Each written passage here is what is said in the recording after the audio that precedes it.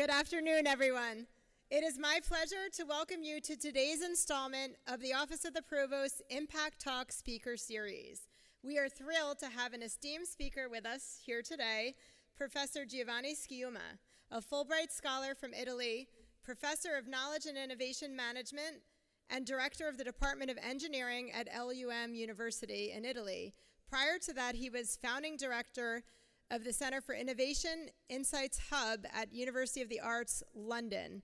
Dr. Schiuma will be with us during the fall semester, providing us with a series of presentations for students, faculty, and staff, and we're hoping that many of you decide to attend 3 or more of the sessions in order to earn a digital badge in artificial intelligence, art, and design in business strategy.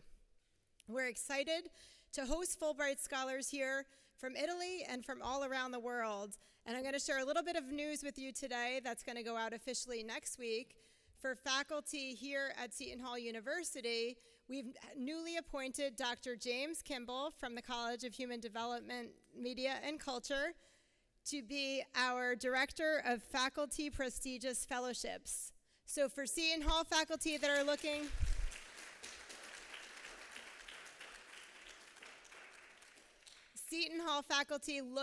for Fulbright opportunities and other prestigious fellowships abroad, Dr. Kimball will be your go-to person. So thank you, congratulations. Here at Seton Hall Impact Talk Series, the Impact Talk Series is designed to engage our community in high-level discussions on important topics that are shaping the future. Recent talks have explored themes such as generative AI in education and the challenges of digital transformation. Today's session will continue the tradition by addressing the essential role of the arts in human-centered innovation. We're so excited to welcome so many Seton Hall students to today's Impact Talk, and we encourage all of you to jot down your questions and participate in the Q&A session after Professor Schiuma's presentation. Professor Schiuma is a renowned thought leader not only for his work in knowledge and innovation management, but also for his groundbreaking exploration into the fusion of the arts with technological systems. We are very much looking forward to hearing from you, learning more about how art can serve as a critical driver for sustainable growth in our digital age. And again, thank you all of you for being with us today for our Impact Talk. Without further ado, I pass it over to Professor Schiuma. Thank you. Thank you, Mary Kate. Thank you. Well, good afternoon to everyone. How are you? Good? I was a little bit worried when I came in the room. I saw this huge room, empty, and then I saw the food. I say, well, maybe people are going to come for the food. So, and then students start to come. So I'm really pleased to be here. It is really an honor for me to be at Seton Hall University. Actually, I've been practicing. I was already saying this in another class. As Italian, phonetically, we miss a lot of sounds, and the H is not part of our phonetics. So whole, we need to make really an effort to pronounce.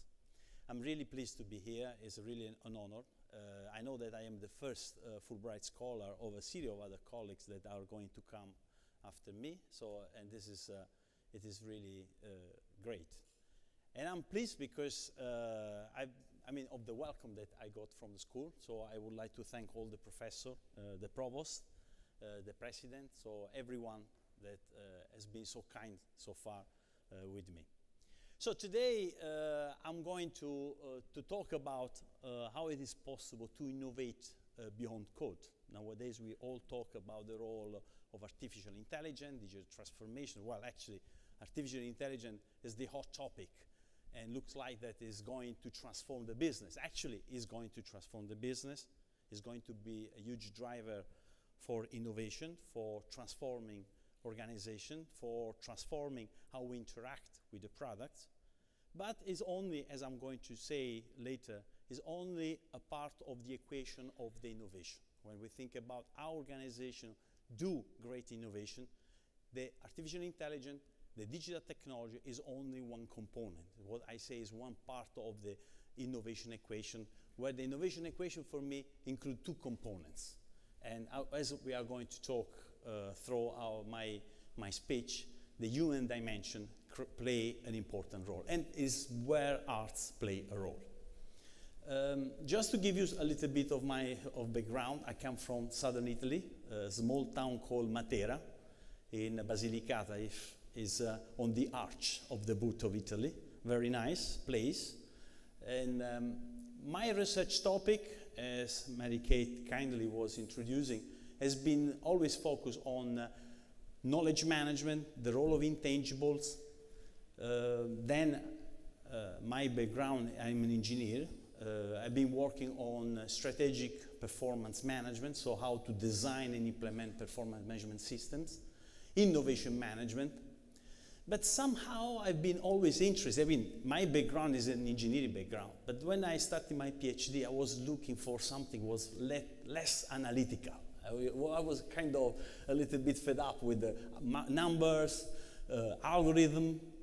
And then looking for the topic, I decided to start my PhD in knowledge management. So looking at to the more intangible dimension of the success of the organization. And somehow what has been driving my research and what is driving my curiosity as a scholar has been always trying to understand what makes great the people, what makes someone excellent, what is make an organization excellent. And looking, exploring, investigating what are the drivers of success, of excellence of the organization. Of course, I started with the knowledge, because whatever we do is based on our skills, on our competences. But then I started to reflect that there is something else. When you look at exceptional sportsmen, Messi, Ronaldo, or Vialli, depend from which kind of players you like. I'm thinking about soccer. Or when you think about exceptional leaders or exceptional entrepreneur, you always find there is something else. And this is what I was trying to investigate, I was curious about. And what was driving my attention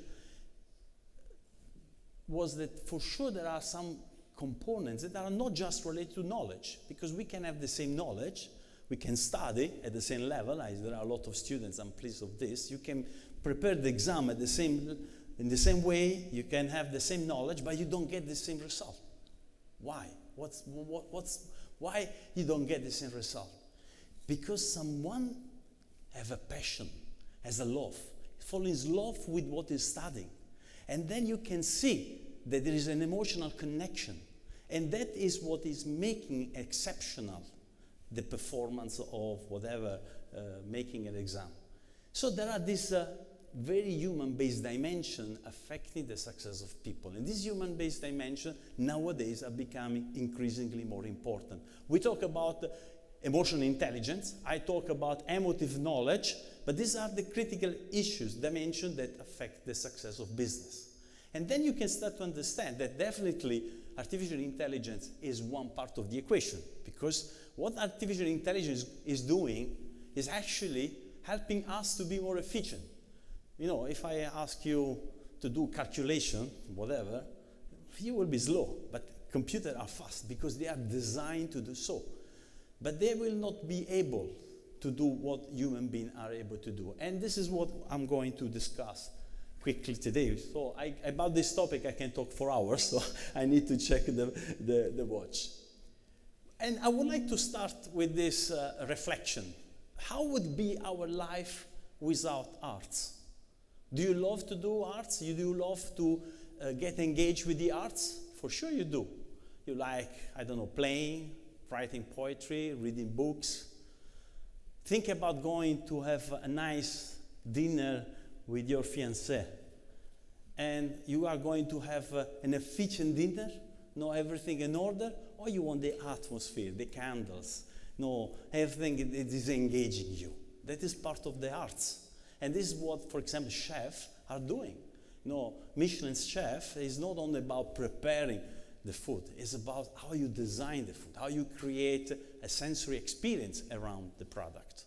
So arts is an essential part of our life. We cannot be, and actually is eradicating the DNA, is the expression of ourselves since our origin. But the key question is not what is the value for us in everyday life. The question is arts playing or could play a role in the business, could play a role within the organization? That is the critical question that I would like to explore with you. And my thesis is yes, arts play a fundamental role. And there are already a lot of organizations that have been using arts. They are using arts, and for sure, those that want to differentiate themselves in the market, they are going to use arts even more. And I'm going just to give one. I'm a big fan of Apple. Apple, copying Olivetti, which is an Italian company, has been always a big fan of arts, and this is what we are going to talk also later. So I'm going to go through, in my speech, through a kind of journey. These are the 4 chapters we are going to cover, with the idea of trying to unlock what is the power of the arts in order to create human-centric organization, human-centric innovation. We are going to start with the first chapter, focusing necessarily on what is the new business world that we are working in which we are competing. Then, what are the critical value drivers? Why and what makes the company different in this new competitive environment? And then, third chapter, why arts are important. And I'm going to introduce the idea that arts are aesthetic technologies. I'm going to clarify what I mean for aesthetic technologies. I know there are also students that work in theology, on philosophy, and we can discuss this. And then finally, the last point, which was my premise, how we can integrate the aesthetic technologies with artificial intelligence. So the idea is that we need to look at them together as the 2 components of the innovation equation in order to support competitiveness of the organization. But let me start with the first chapter. First chapter, we definitely know, we are aware, if we open the New York Times or any newspaper, that we are living in a completely new world, which is continuously changing. And this is changing because there are so many disruptions happening. We got the COVID, but nowadays we have huge geopolitical tension. We are evolution of the technology. So there are so many trends, evolution, that are radically changing day by day what we do. And we are so immersed in this change that sometimes we don't realize how fast is the change. Everything is changing around us day by day.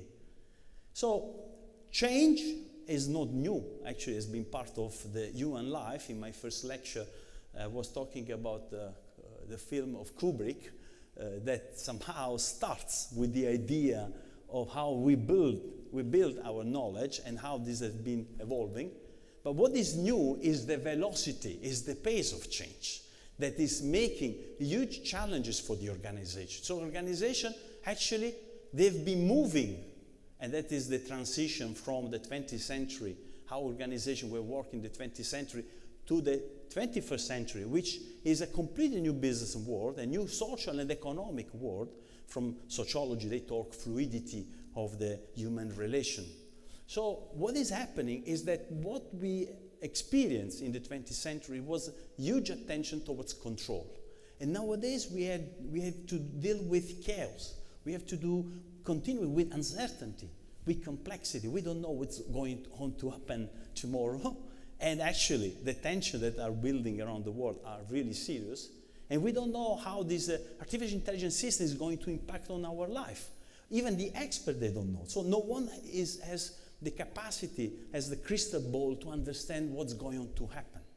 In this new environment, business is challenged not to use artificial intelligence, but actually is challenged to move from the illusion of control, because all the business school have been training us, in order to build management systems that could support the control of the organization.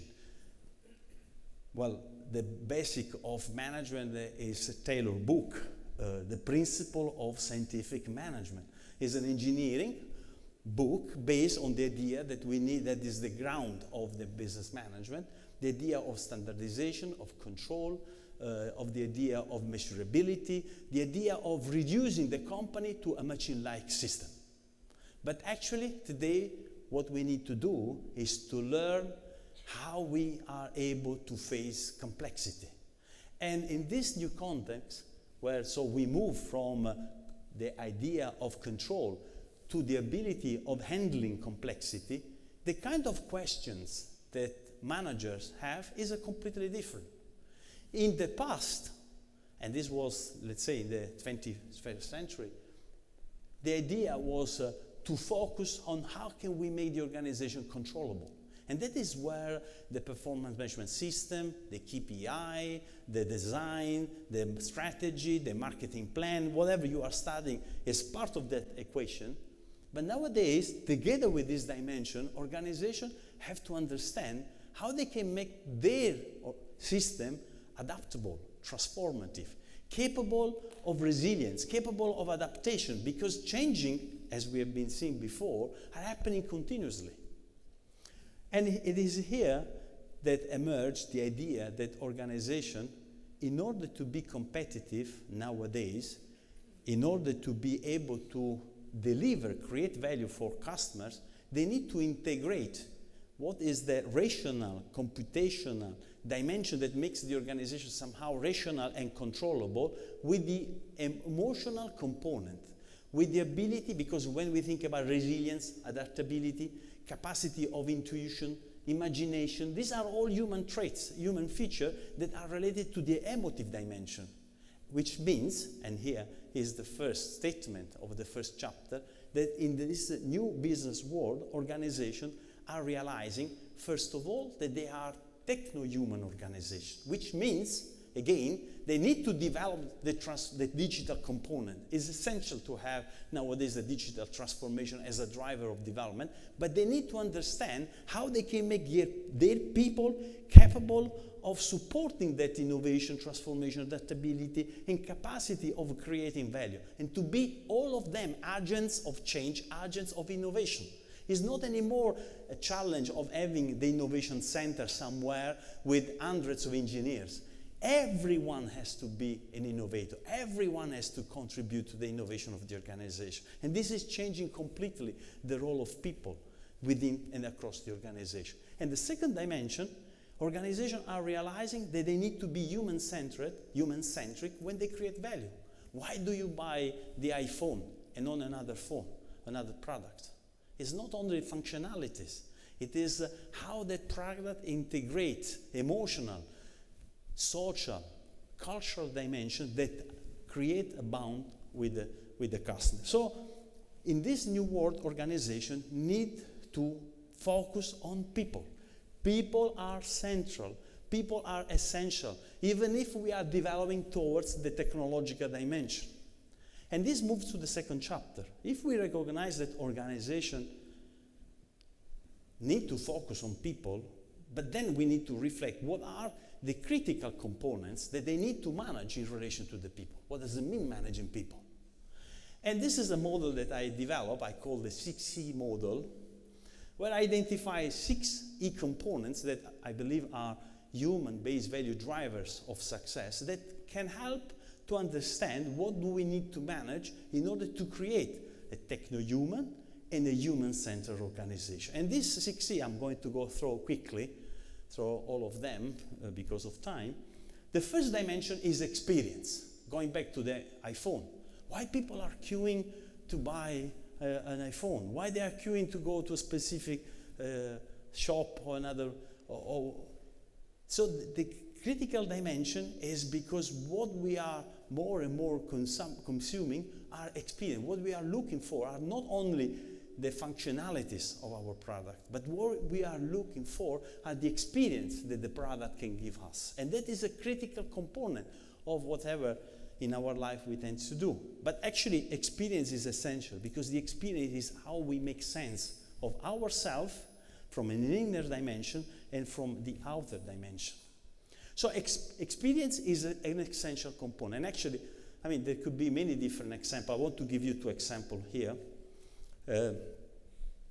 One is, they are my preferred one. One is, there are only 2 bikes in the world. Do you like bikes? Yes or no?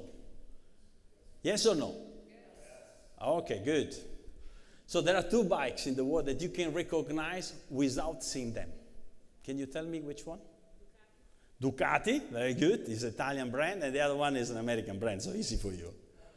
Harley Davidson. They have designed the sound of the engine. Because they put together musicians and mechanics in order to design the sound of the engine. Because if you are a biker, you want to hear that it's not noise, I have a Ducati, you want to hear that sound that is part of the experience that the bike is giving you. So it's part of the value that you appreciate in the product. This is a big problem, as I was mentioning in the other lecture, for the electric car. They are trying now to simulate how to replace the sound of the bike. But then there are many other examples. You know, here there is one critical example from what I've done, from the business. Artemide, the design of the product, or Illy Coffee. And then, you know, I was talking today with a lady that, you know, there is a nice coffee bar in Jubilee Hall. I'm making some adverts because everyone is going to Starbucks. Starbucks is, they reinvented the Italian coffee, but Illy Coffee was the first company that used to design the coffee cup with artists, with the idea that when you walk in the bar and you have a coffee, you know, even if for us as an Italian is a shot, but you have a nice coffee with a nice cup with the design, is changing the experience of consumption. And in fact, they are having some coffee cup there. What Starbucks has been doing, they build the experience. Why you go to Starbucks in most of the shops? Because you want to live the experience, have the experience of the space of Starbucks. So experience is a critical dimension of value. Organizations are challenged to create experience within their organization and around their product, but also around the organization. Second dimension for explaining the human-based value drivers is emotion. Emotion, tradition, and in business have been considered as something that you need to put on the side, something to control, something that is not beneficial to the business. But actually, we know that what is really motivating people intrinsically are the emotion. What is, going back to my example, you know, when someone says, oh, that professor is not good, that exam is not nice, that discipline is not good. Actually, what you do, you are programming your brain saying that emotionally, that is not good to do. Instead, you have to say, oh, that professor is great, I love that exam, I love that discipline, and I'm going to put all my heart to learn. When you do this, you are actually activating your inner emotion and your involvement about and towards that product. So emotion is critical for motivation, is essential when we build ties with the brand, and emotion is important when you learn. If you enjoy what you do, you are in a flow. The psychologists say you are in a flow and your performance reach a peak.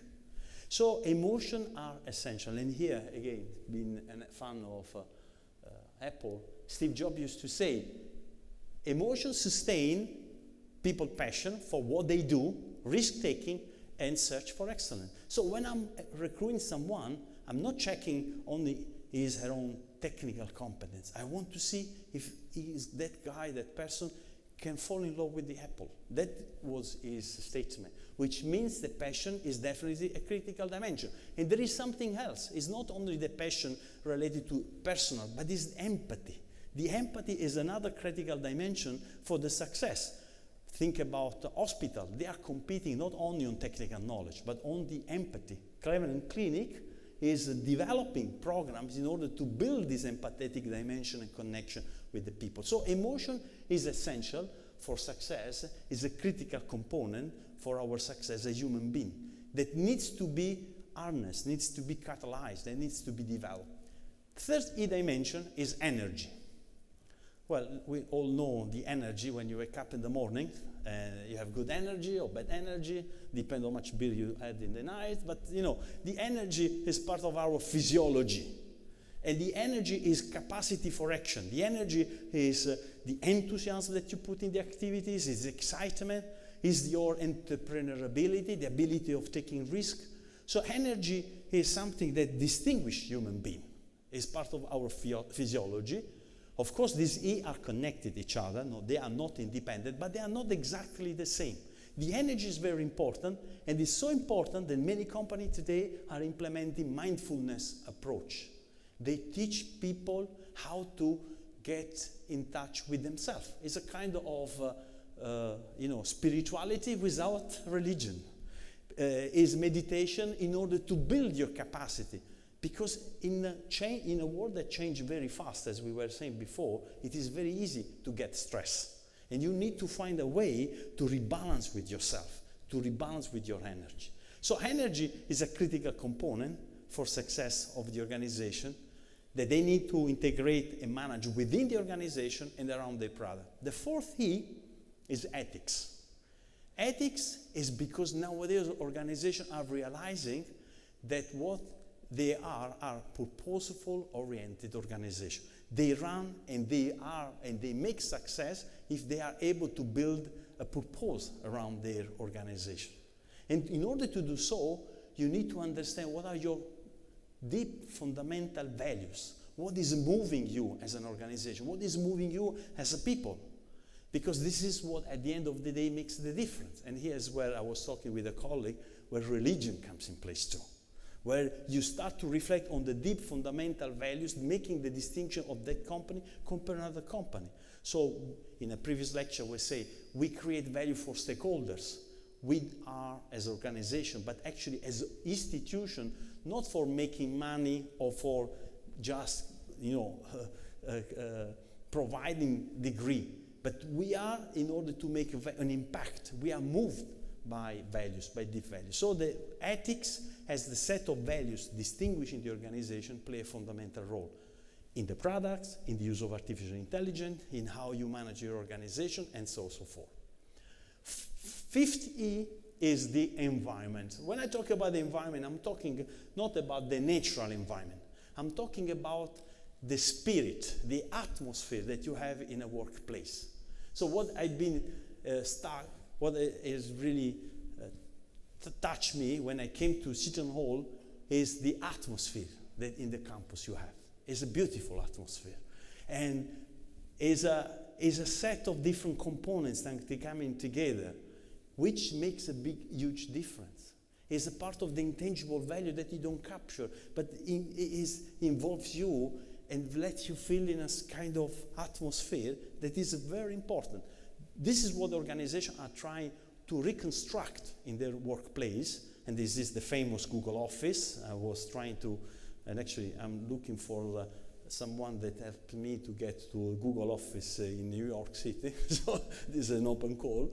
And well, they have been designing their office in order to create this kind of atmosphere, different, and this is happening in all organizations. Microsoft, recently in Helsinki, they don't have that for their top managers, for all managers, they don't have offices. They created different spaces that has been designed to create specific experiences in order to facilitate creation, in order to facilitate intuition, negotiation, conflict resolution. So they are looking for different components, and they are doing this through designing the space.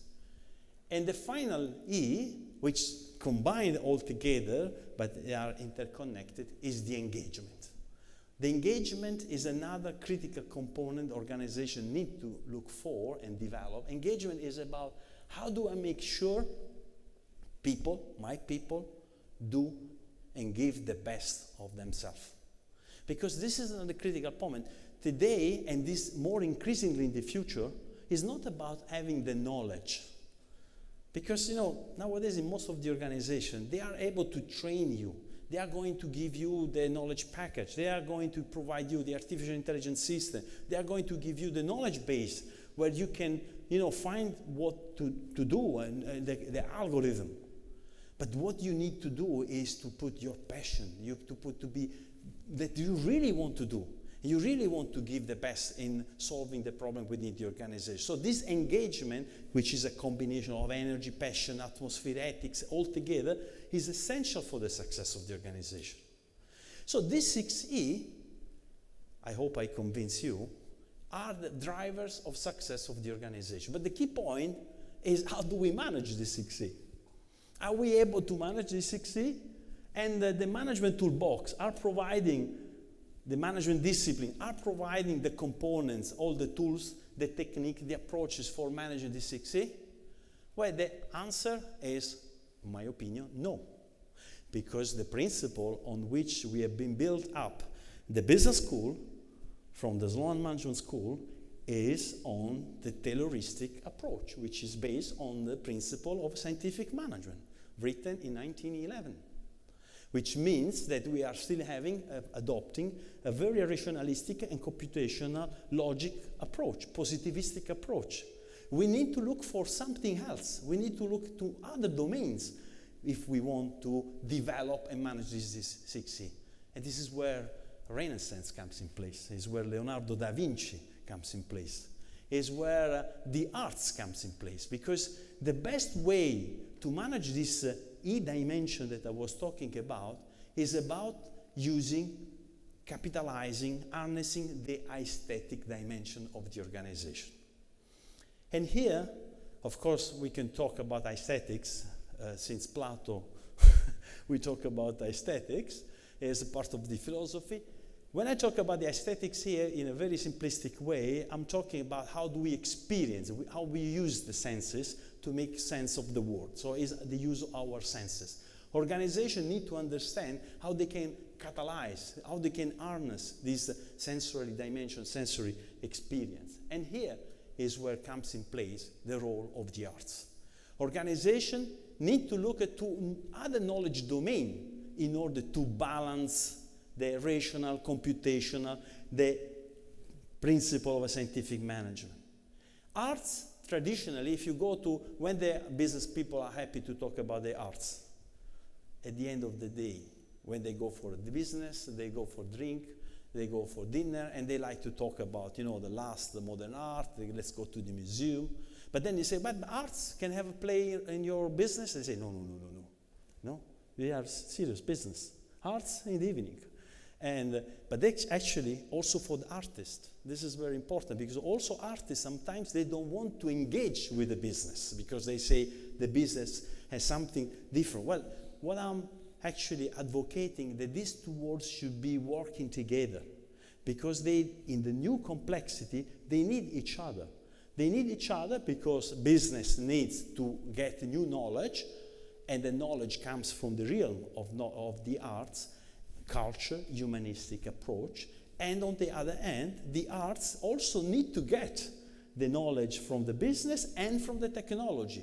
Because nowadays, when we talk about artificial intelligence, how do you use artificial intelligence for generating idea, for creativity, for designing your product, and so forth, is becoming very important. And modern art is teaching how we can use the art, the new technology, for generating new forms of arts.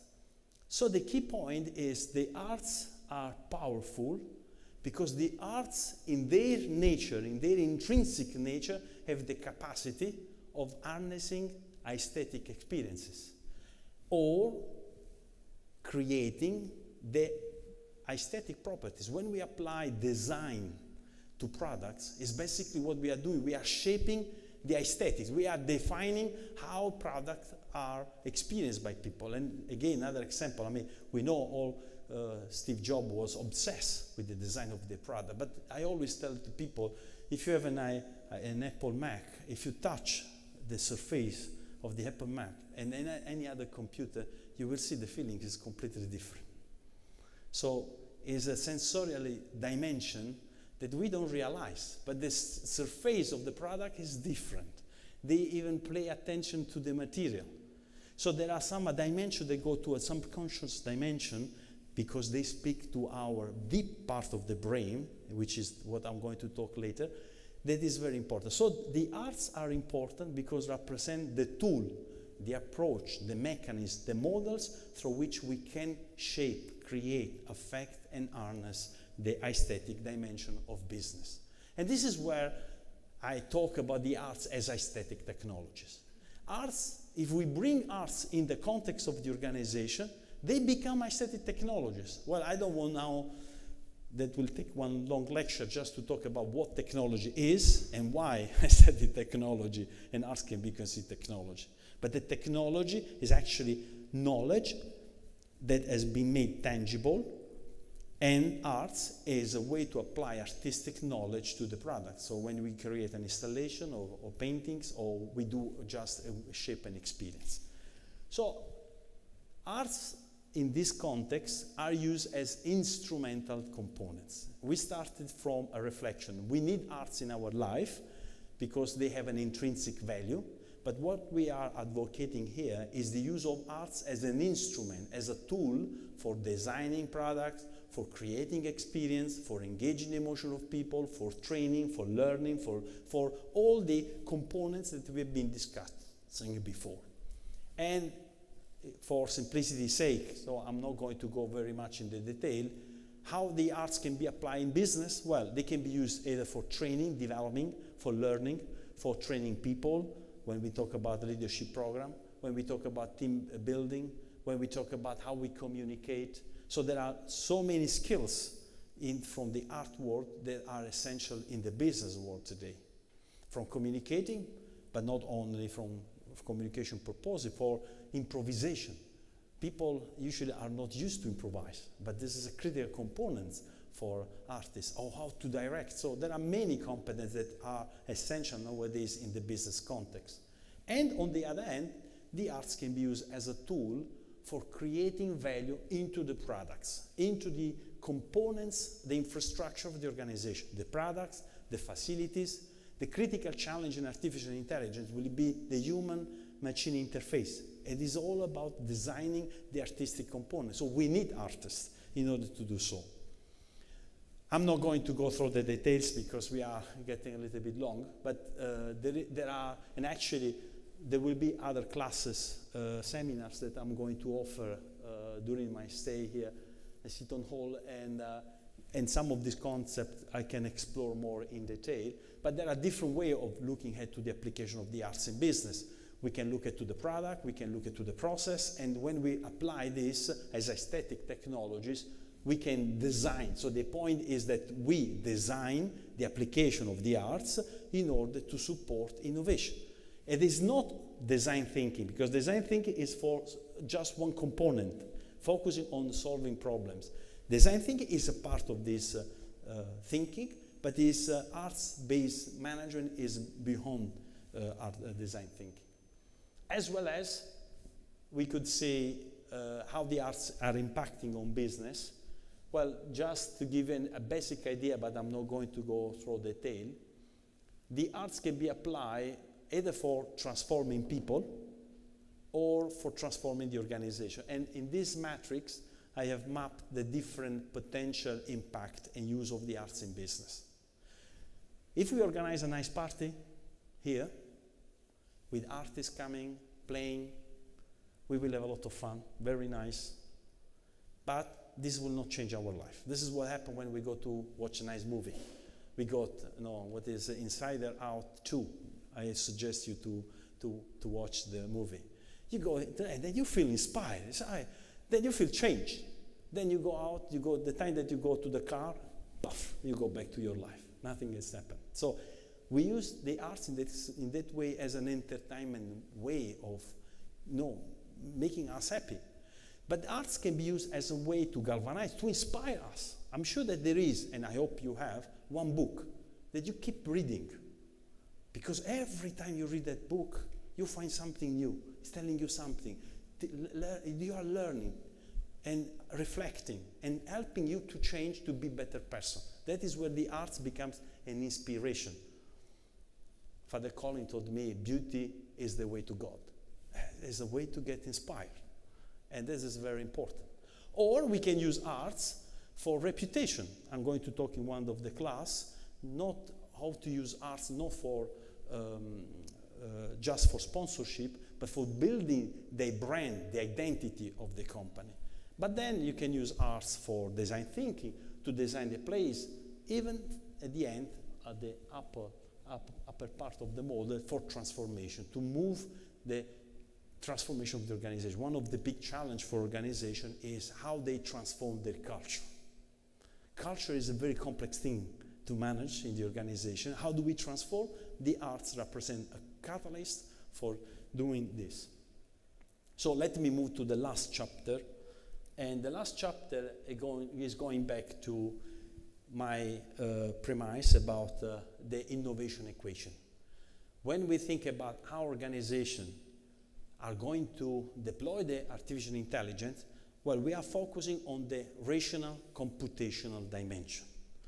And recent studies on neuroscience, psychology, and this is a framework that summarizes most of the recent study in neuroscience, are proving that our rational and emotional mind are continuously in conversation, which means there is not, as many economics theorists have thought before, there is not a pure rational decision. There is not.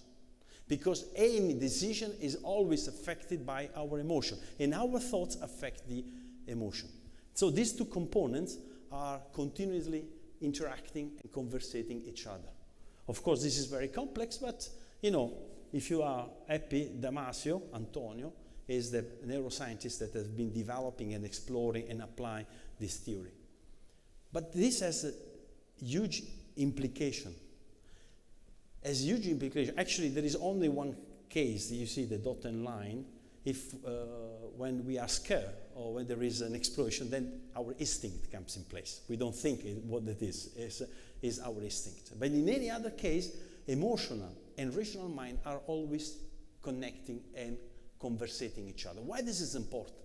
Because when we think about artificial intelligence is mirroring the human brain behavior.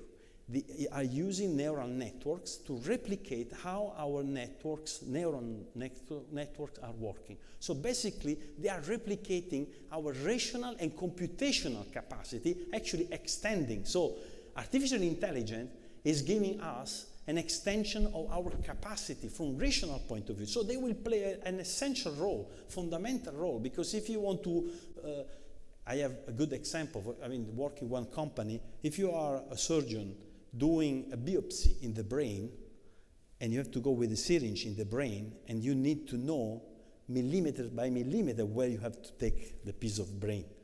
So there, artificial intelligence is very important, because it's going to do the calculation extremely fine. But when you are talking to someone that is scared of the syringe, the artificial intelligence is not going to help you. You need to build a human touch. Is where the empathetical dimension comes in play. They are both essential for the success, and we cannot see them separated. So artificial intelligence is extending our capacity of success, but we need to also take care of the emotional dimension. And this is where the idea of arts comes in place, is where organization will need to integrate artificial intelligence with aesthetic technologies. This is a critical component. So and this is the kind of picture that I developed with some art students in London, where the idea is, on one hand, you have the technology, on the other hand, you have the creativity, the aesthetic technology. Is the fusion of these components that is creating value and success of the organization. Well, there are organizations that are implementing this. This is very quickly, one Italian company is called Elica. It is likely that if you go to your home and you check the cooker hook, you will see that is produced by Elica.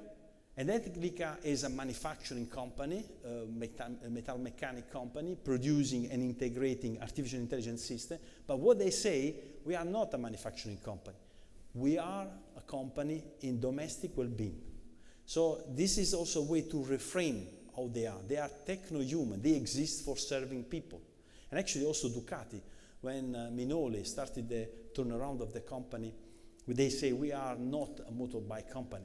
We are an entertaining company. We generate entertainment. No, we don't produce bikes. We make people fun. That is our important role. So it is also a way to look at how the system is working.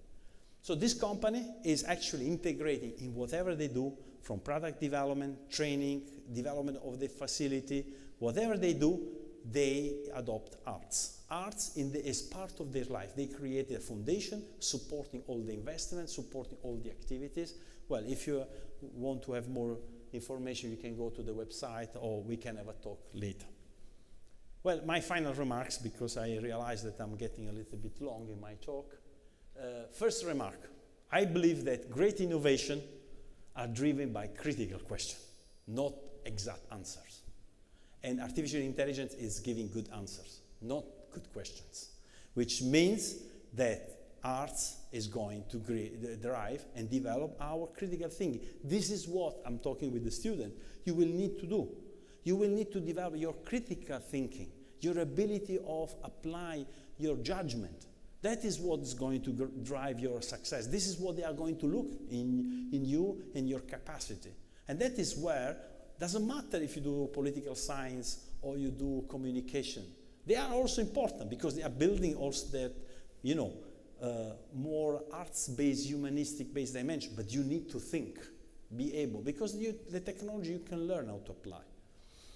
And the other dimension is if we realize that great innovation are driven by critical question, then arts as aesthetic technologies is a way to cultivate this critical thinking and to be integrated with the artificial intelligence that provides exact answers.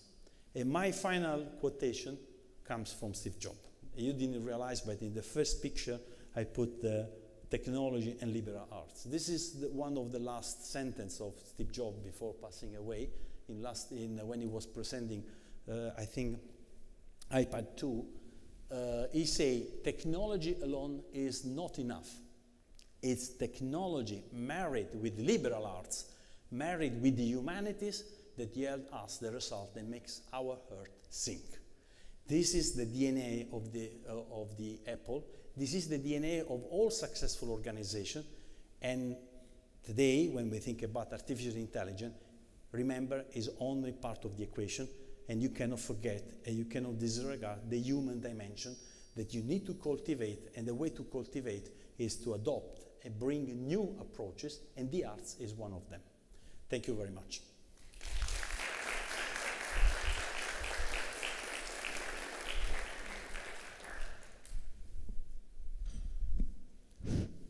Thank you so much to Professor Schiuma for providing that really dynamic framework. And speaking of your point about critical questions driving innovation, let us source some critical questions from our guests, especially our students in the room. We invite you to ask questions. I guess we could pass around the microphone. Thank you. Thank you very much, Dr. Schiuma, for your time. My name is Christopher Benitez Cuertas. I am a junior or fourth-year student here at Seton Hall University studying journalism. You mentioned several times that the way that arts have impacted the culture of organizations throughout the decades, and you mentioned that it was important that these new technologies of artificial intelligence not be regarded as the end-all be-all.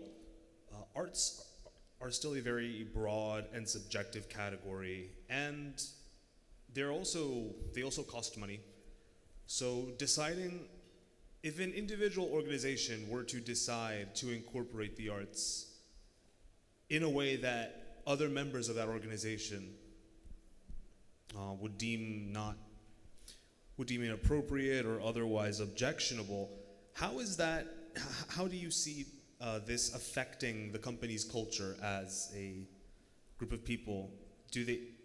What if they already have this purpose in mind and there are still disagreements regarding how this adoption of certain aspects of the arts will lead to that purpose? How do you see that thread, that unity of an organization being otherwise threatened or somehow improved? Sorry if my question was a little off. I can clarify. No, it was very good, the question. This is really good, because one of the problems that usually organizations have, because we didn't I talk about the importance of role of arts in business, but what is the real application, integration of the arts in business? Well, mind the gap. There is still a gap between the theory and the practice. Some organizations are leading this.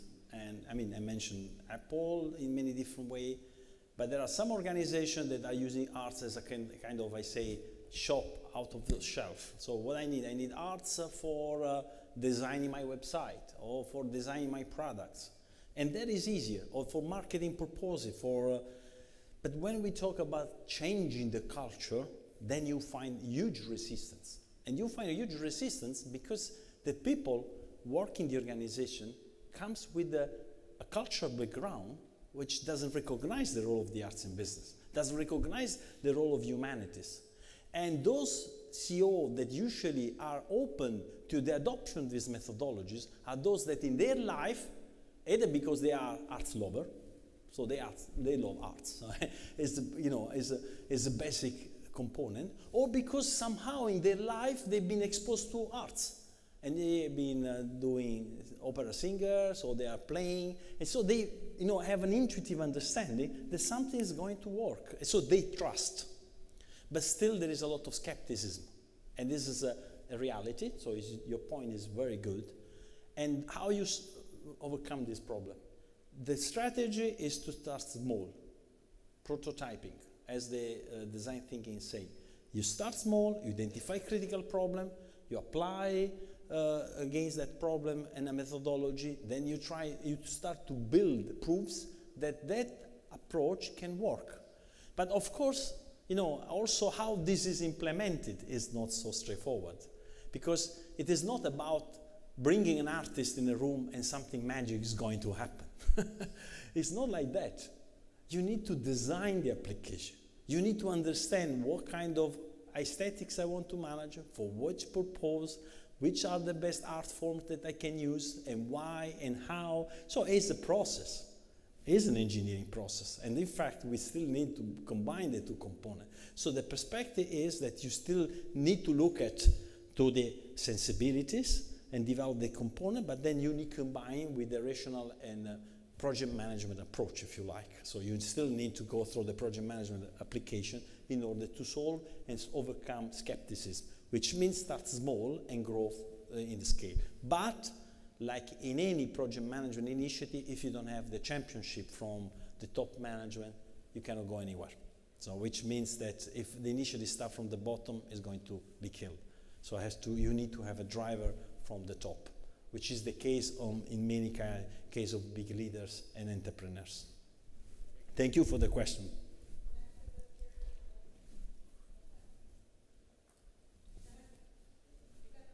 Okay. Hello, my name is Aiden. I'm a communications major. I was just wondering, how would you say that art has impacted society over the years? And do you think that new art, be it AI or technology in general, how do you predict it's going to impact society in the near future? Very good question.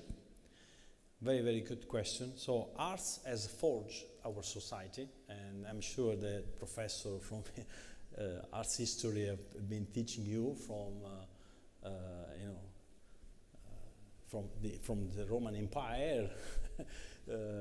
The arts is part of human life, and unfortunately, arts has been can be used as a positive tool, but also as a negative tool for propaganda, for manipulation. So we need to be aware that, as this deep power, the arts has a deep power. It's like the communication. I see so much distorting in TV, also in Italy, how they present the information. Of course, there is one exercise. Now you can bombard and you can give people easily just one perspective of their life. You don't give the full perspective. So arts can play this role, and arts are playing a fundamental role. And hopefully they can help us to be more critical, more open. Because the problem with AI is that it's making our society closed. It is amazing when I go to pizzeria, Italian go to pizzeria, Vero Gabriele. And then you see, in a date, you go with a beautiful girl or beautiful man, and what do? they are watching on the TV, on the phone. I hope, hopefully they are exchanging WhatsApp, I don't know, hopefully. So, this is, the technology is isolating us, is breaking our social bounds, and this is a problem. Arts is building social tension, is creating a platform. And the role that arts can play is to help us to see the reality from different perspectives. So I am a big fan of Bansky. And if you look at what now Bansky is, all the artworks that he's providing, trying to let us understand that we should look for peace, not for war. It's easy to go for war all the time. What is difficult is to find the peace. And we must look for negotiation. We must look always, never be tired of look for peace. And this is what the arts can help us to do. So I hope that I give a question, an answer to your very complex and very great question, but we need more time to explore all the components. Hi. Firstly, thank you for coming. And secondly, you seem fairly optimistic that advancements in technology, like artificial intelligence, have become a tool to expand art in workspaces. Do you ever fear that it may become a crutch, or even worse, a substitute for the innately human experience that is art? By nature, I am optimistic. We must be optimistic. Never see the glass half empty, always half full. This is very important in life, whatever happens. I think artificial intelligence is going to make us better. It's going to improve our quality of our life. It's going to free our time. If we see our fathers, our grandfathers, they were spending all day in the farm, working very hard. Nowadays we have much more time. The point is not to spend this time useless. It's using this time for improving our quality of life. So I think I'm not scared about the AI, the artificial intelligence, how the technology is going to transform. I think they are going to augment our capacity as human beings of achieving more, maybe to travel in the space, maybe to improve our life. But of course, like any other tool, I always say, a hammer is a tool.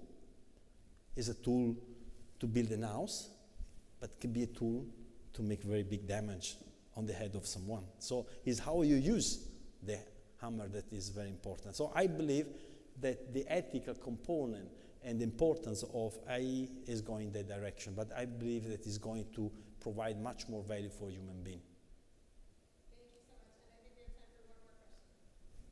Thank you. Very inspiring talk. I'm one of the 2 art historians on duty, and I just want to respond quickly. It's fascinating, but it's become very difficult to teach these subjects because students say they're really interested in a subject, but they don't have the capacity to take these courses as their majors, respective majors leave them little space. My question to you, for any student wanting to pursue a career in this very field, what would you recommend? How would you design the curriculum, and what does it mean for us as faculty? How could we best support these students in that endeavor, given the general decline of the arts in American higher education? Thank you. Thank you. Very, very good question, because around the world there are many courses on arts management. Arts management, which is about bringing the principle of management in arts, or arts history, or there is not what I call arts-based management. It's about bringing the arts in the business context, which means that we need to build a new curricula for that. We need, as academics, work more together. And then what I'm actually suggesting here is to look, and this Seton Hall can be the right place, to look for more collaboration between the different disciplines that tends to work as a silos. I do arts, I do Roman history, I do marketing, but why don't we try to look and build something innovative where also the technology is part of the equation, and that will create a differential competitive advantage also for the school and build new curricula for students for opening up their mind towards different way of looking at, and also to give them the feeling that what they are doing, actually the future will be about the humanism. So we are going to go through a new renaissance towards a new humanization of the organization. So, I mean, all the students in this room work in different subjects. It's not only the coding that is important. And this was part of the convocation message where one of your the colleagues say that coding is not anymore so important because AI is also now able to provide the coding. Thank you very much for that question. Sorry, Professor. I know we talked a bit last time. Again, though, my name is Rain Ryan. I'm a junior studying FinTech and philosophy here at Seton Hall. We've talked about the unique and, irreplaceable nature of the human spirit. And I think there's an obvious tension between the nature of the arts being unpredictable and fluid versus the nature of business, which is usually very structured and measurable and consistent. And I want to ask you about the risk that you see in the qualities of the arts being diluted by this structure and by this consistency that businesses and organizations often have. Wouldn't that dilute and sort of commodify what was once human? It's a good point. I always like your question. You came to the lecture and you gave me other two very clever questions. That is a risk. It is a risk. It is a huge risk because there is a tendency from human beings to manipulate other people. And arts can be diluted or they can be used as a way to manipulate people.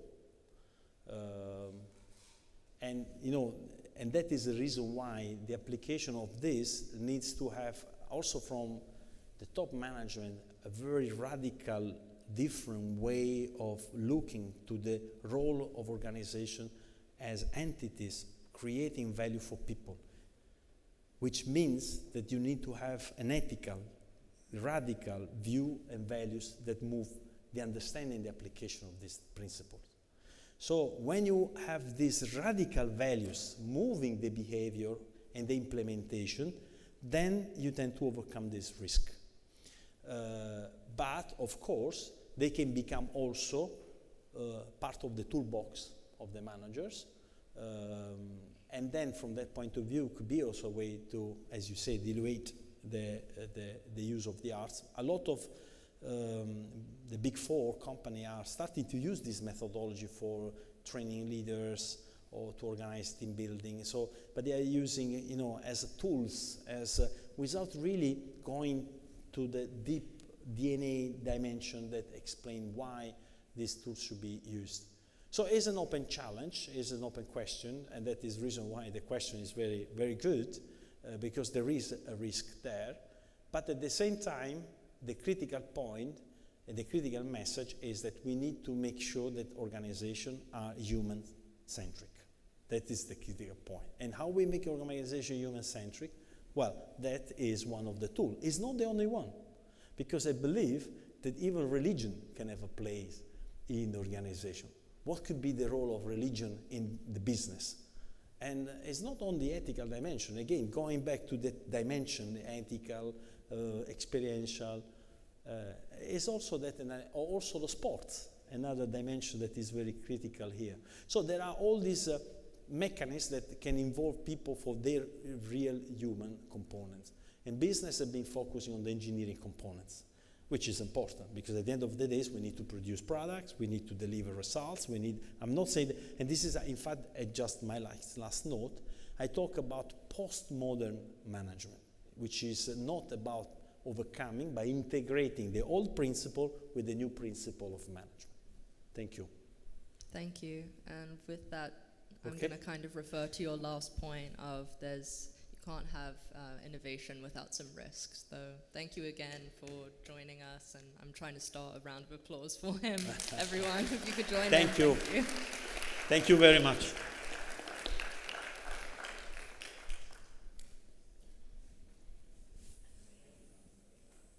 So see you next seminars eventually.